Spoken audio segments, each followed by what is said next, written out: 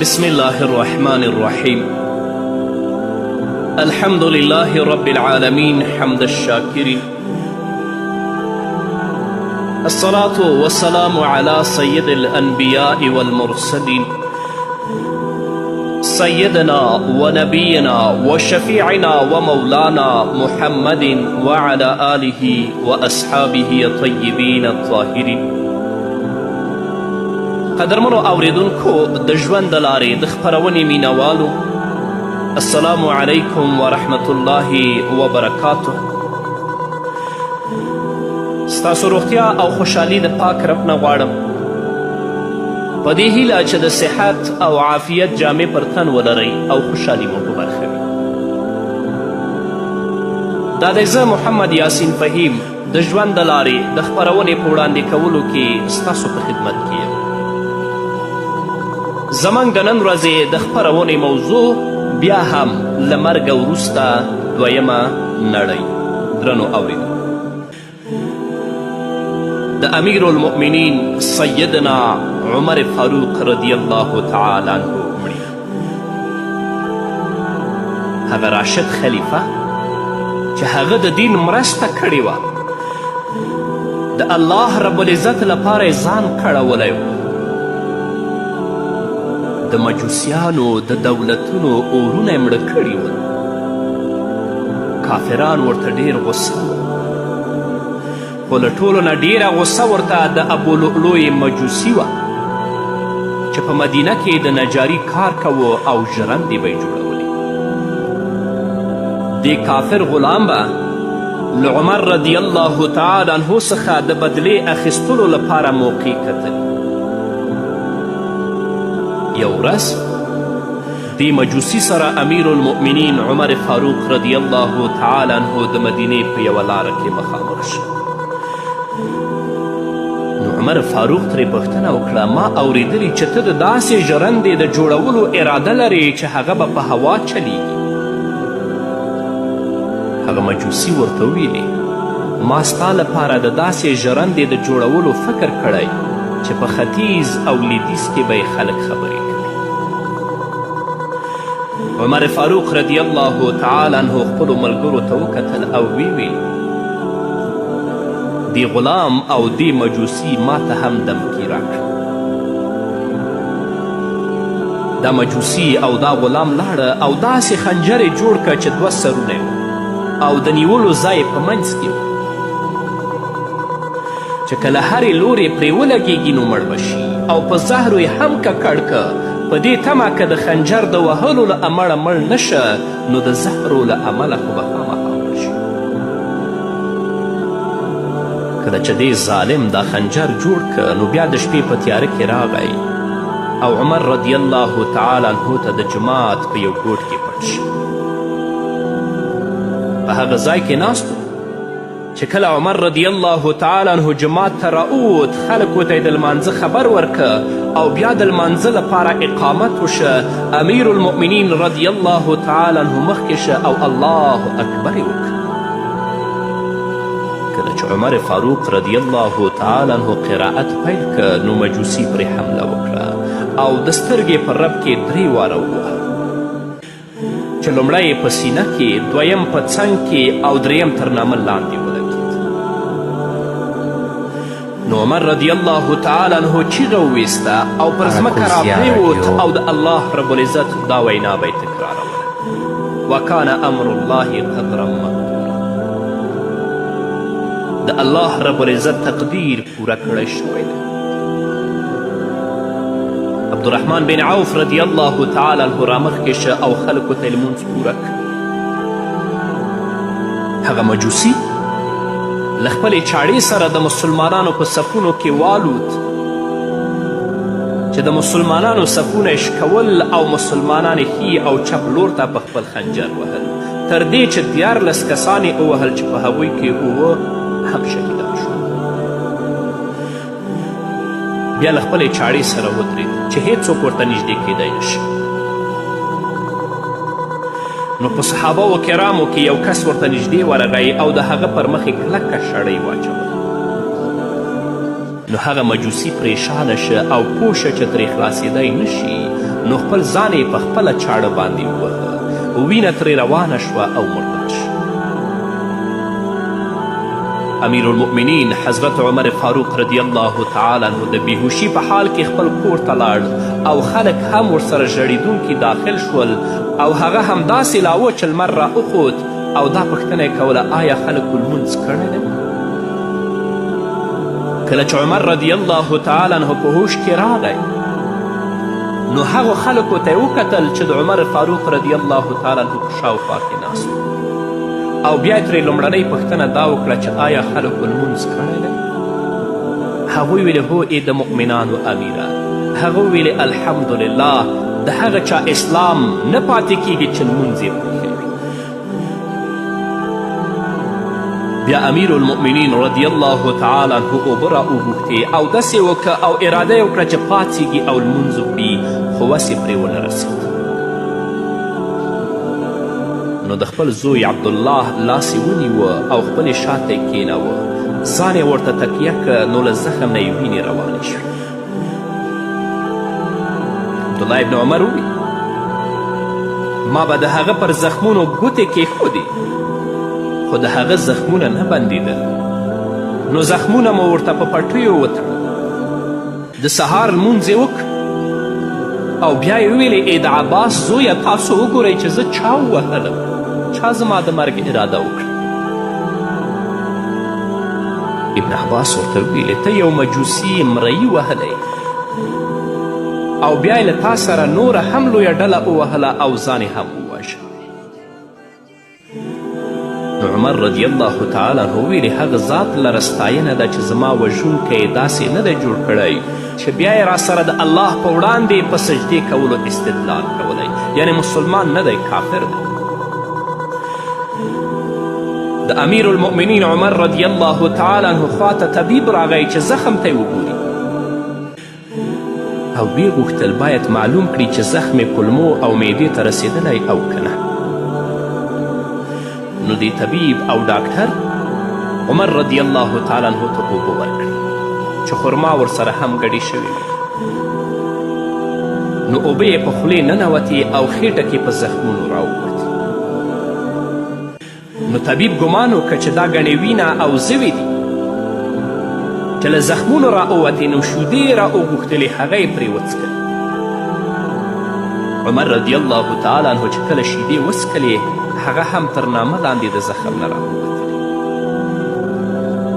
نو طبیب هم پوه چې د مجوسي وارونو او ګزارونو د عمر رضی الله تعالی عنه بدن شکولی او خېټه یې خوراک او څکاک بندولی شي. نو ویې ویل ای د مؤمنانو امیره وصیت وکړه. عمر رضی الله تعالی عنه په پوره ایمان سره وویلې او د مرګ زیری ورته ورکړی شه رښتیا دې ویل او که تا له دې پرته بله خبره کړې وی نو ما به رښتیا نه وی بللی. طبیب ته وی بیا یې وویلې قسم په الله که دا ټوله دنیا زما شي نو زه به یې د الله تعالی مخامخ د ودرېدو د ویرې په بدل کې قربان کړم. کله چې عبدالله ابن عباس رضی الله تعالی عنهما د امیر المؤمنین خبرې عاجزي او د هغه څه په اړه رغبت ولید چې له الله تعالی سره دی، نو ویې ویلې ای د مؤمنانو امیره که ته دا خبرې هم وکړې نو الله دې تا ته د خیر بدله درکړي. آیا کله چې په مکه کې مسلمانان ویرېدل نو ستا لپاره د الله پیغمبر صلی الله علیه وسلم دا دعا نه وه کړې چې ستا په وجه الله رب العزت دین او مسلمانان مضبوط کړي؟ کله چې تا اسلام راوړه نو ستا اسلام د مسلمانانو عزت شه او اسلام ستا له عمله ښکاره شه. تا هجرت وکړه نو ستا هجرت فتح شو.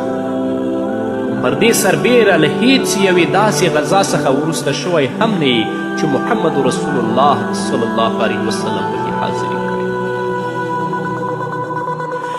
کله چې رسول الله صلی الله علیه وسلم وفات کېده نو له تا خوشحاله و او تر هغه وروسته د خلیفه وزیر وی.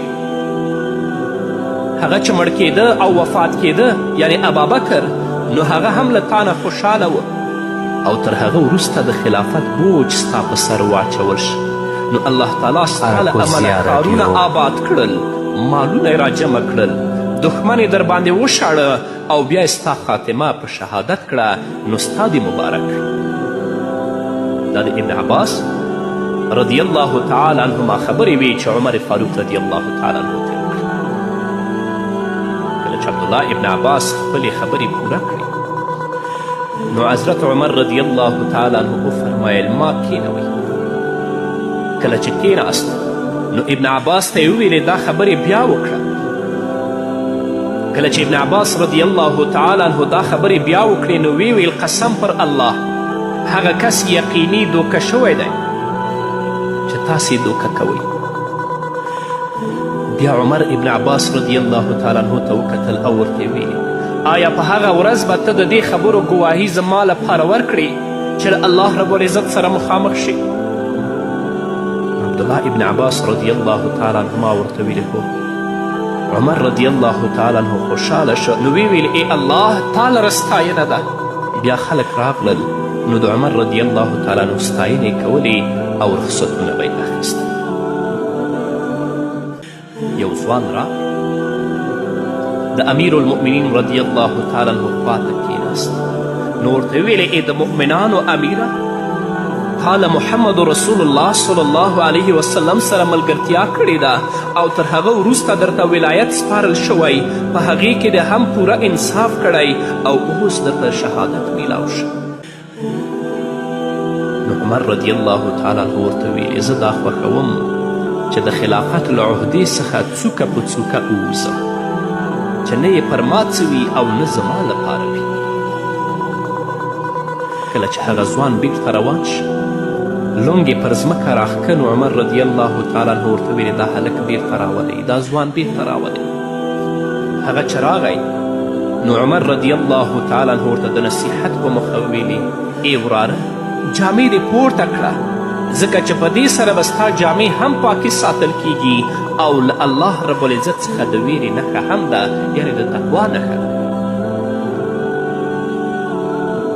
کله چې پرې درد سخت شه غمونو پټ که او بېهوښي پرې راغله عبدالله ابن عمر وایي ما یې سر په غېږ کې کېښود. کله چې په هوش کې راغی نو ویلې زما سر په ځمکه کېږده. بیا بېهوشه شه چې په هوش کې راغی سر یې زما په غېږ کې و نو ویل زما سر په ځمکه کېده. ما ورته ویلې پلار جانه زما غېږه او ځمکه خو یو شان دي. هغه راته ویلې زما مخ پر خاورو واچوه کیدای شي چې الله رب العزت پر ما رحم وکړي.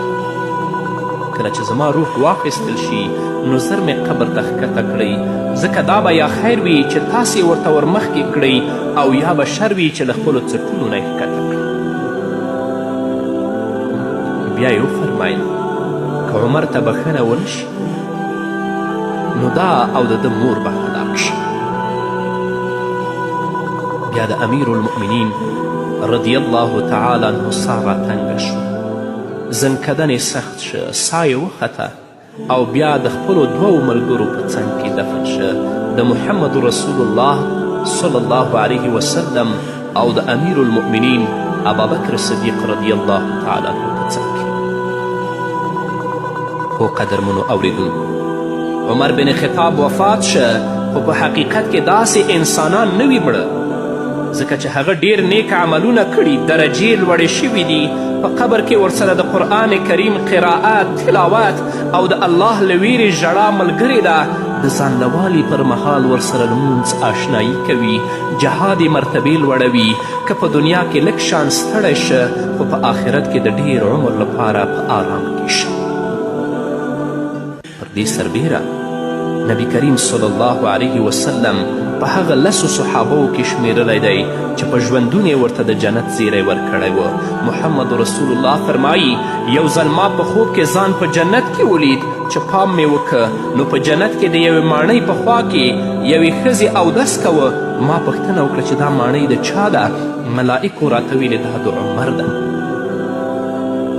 ما ته ستا غیرت را په یاد شه او بیرته ترې راستون شوم.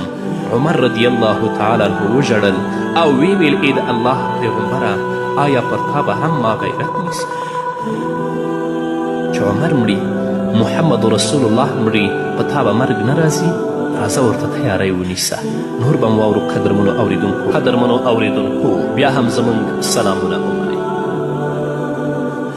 همدارنګه ابو بکرته رضی الله تعالی عنه ناروغه شه ناروغي یې سخته شوه بچیانو یې ورته ویلې چې طبیب او ډاکټر به درته راولي خو هغه انکار وکړه چې نه راولئ کله چې ورته مرګ راغی او زنکدن یې ولید نو زامنو ته یې غږ او ویل هغه ستاسې طبیب چیرته دی که رښتینی وي نو رادې شي او ما ته دې روح راواپس کړي نشي کولی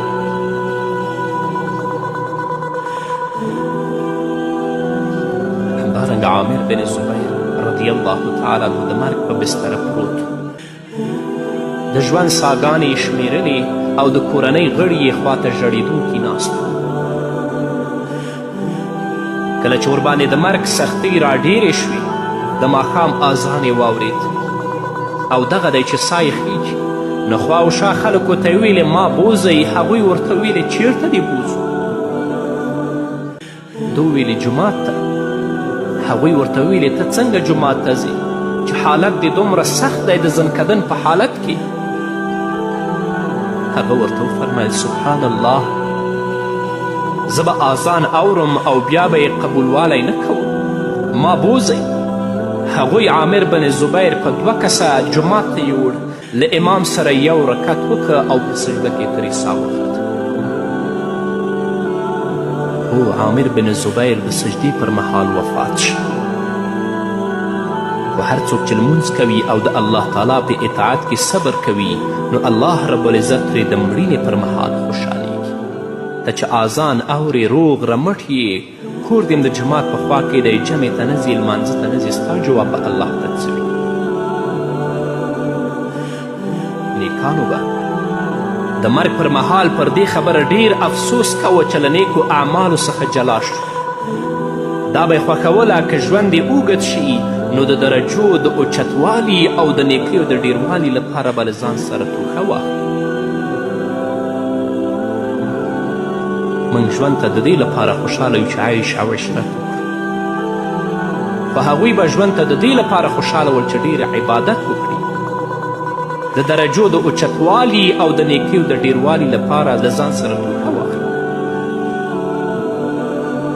کله چې د عبدالرحمن بن اسود زنکدن شو نو ویې ژړل چا ورته ویلي ولې ژاړې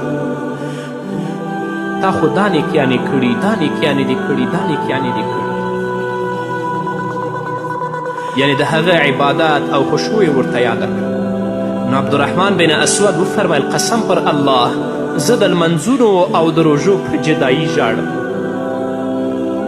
بیا یې تر مرګه د قرآن کریم تلاوت کو چې ساه ترې وخته همدارنګه کله چې د یزید رقاشي مرګ میلمه شو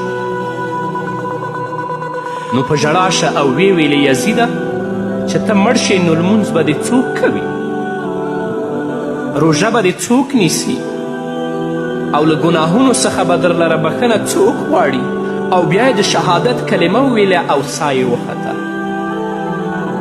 د الله رب العزت څخه غوښتنه کوو چې زموږ خاتمې ښایسته کړي موږ د مرګ نه د دې لپاره ویریږو چې کور به مې چاته پاتې شي دا پیسې مې چې په بانکونو کې تخته کړي دي دا به چاته پاتې شي مارکیټ او موټر به مې چاته پاتې شي اولاد به مې چاته پاتې شي اما هغوی به د مرګ نه د دې لپاره ویرېدل چې مونځ به مې څوک وکړي او روژه به مې څوک ونیسي او له ګناهونو څخه به څوک راته بښنه وغواړي الله رب العزت په خپل کلام کې په سورة النحل کې 22 آیت کې فرمایي الذين تتوفاهم الملائكة طيبين يقولون سلام عليكم ادخلوا الجنة بما كنتم تعملون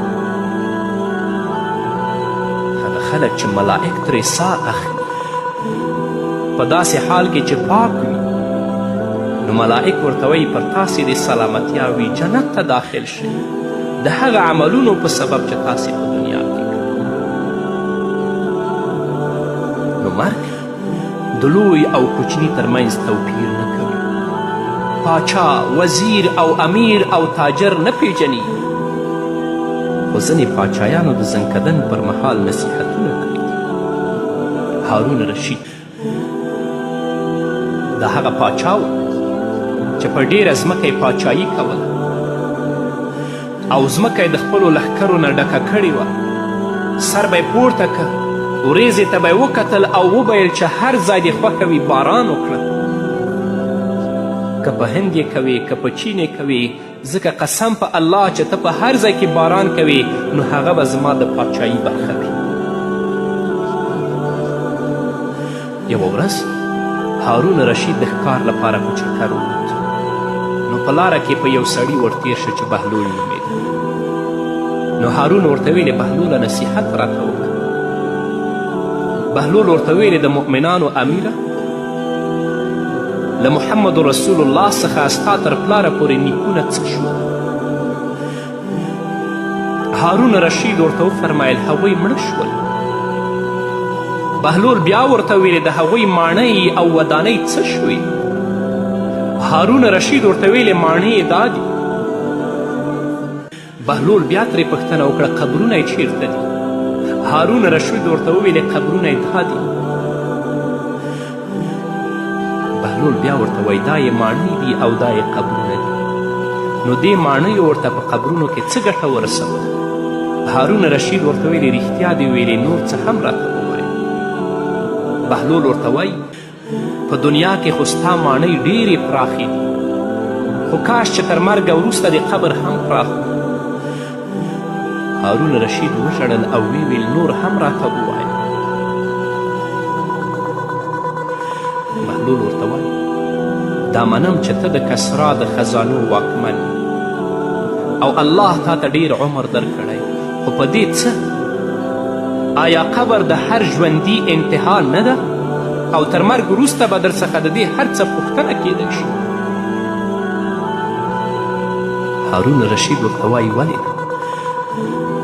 بیا هارون رشید بیرته راواپس شو. ناروغتیا او ناجوړي پرې حمله وکړه. پر بستره یې واچو او د څو ورځو تېرېدو وروسته یې مرګ میلمه شو.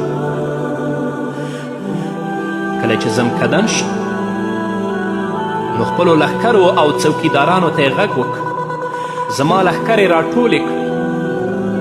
هغوی ورته له تورو او زغرو سره راغلل او دومره ډېر و چې شمېر یې نه شوه کیدی. دا ټول د ده په قیادت او د ده په مشري کې. کله چې خپلې لښکرې ولیدل نو ویې ژړل او ورته ویلې ای هغه ذاته چې ستا پاچایي نه ختمېږي، له هغه چا ډېر رحم کوونکی چې پاچایي یې ختمه شوه. بیا یې همداسې ژړل تر څو چې ساه وخته او وفات شو. کله چې مړ شو نو هغه پاچا چې په ټوله دنیا یې پاچایي کوله د هغه نه دا پاچایي واخیستل شو او په یوه تنګه کنده کې واچول شو چې هیڅ وزیر او عسکر ورسره ملګری نه و، د مجلس ملګري ورسره نه و، خوراک یې ورسره کېنښود، بستره یې ورلره ونه غړوله او نه ورته پاچایي او مال کومه ګټه ورسوله. چې په هارون رشید مرګ راځي ته خلاصون لري؟ هیڅکله نه. نو راځه د مرګ لپاره تیاری ونیسه تر څو الله رب العزت هغه لوی قیامت په تا باندې آسانه کړي. په همدې هیله قدرمنو اوریدونکو دا وه زموږ د نن ورځې خپرونه چې ستاسو درانه حضور ته وړاندې شوه. تر بلې خپرونې پورې چې زه بیا هم ستاسو درانه حضور ته راځم تاسو ټول په لوی او بښونکي الله سپارم. پاتې ژوند مو نیکمرغه، ښاد، بریالي